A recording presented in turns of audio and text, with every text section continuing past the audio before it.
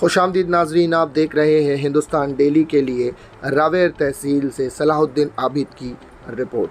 नाजरीन, 6 जुलाई रात 9:30 बजे भारी बारिश ने रावेर तालुका में अफरा तफरी का माहौल पैदा कर दिया।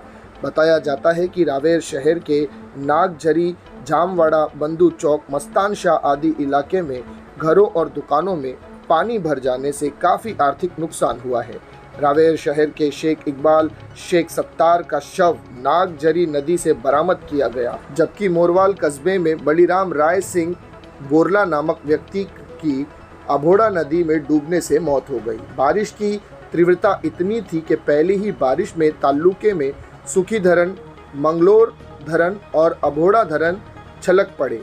आज कई राजनीतिक और सामाजिक हस्तियों और संगठनों ने बाढ़ प्रभावित इलाकों का दौरा किया और स्थिति का जायजा लिया। वहीं एक स्थानीय व्यक्ति जिसकी एक छोटी सी टपरी थी, वो भी बाढ़ में बह गई। उस व्यक्ति ने हमारे संवाददाता से बात की और बताया कि बाढ़ का प्रभाव कैसे था और क्या कुछ नुकसान हुआ। इसकी एक विशेष झलक देखें आप अपनी स्क्रीन पर। असलम का रसूल का मैं छोटी सी टपरी चलाता था। मेरी टपरी 11:30 बजे रात में बह गई और बह के चले गई नदी में। करीब कितने बजे के समथिंग पानी आया था? करीब 11:30 बजे। 11 बजे के समथिंग। कितने साल हो चुके थे आपकी टपरी को? 4 साल हो गए थे दादा। ठीक है। कितने की खरीदी थी लगभग आपने? कम से कम 10,000 की। 10,000 की जी। उसमें माल कितना था? माल कम से कम था 5-1 हज़ार का।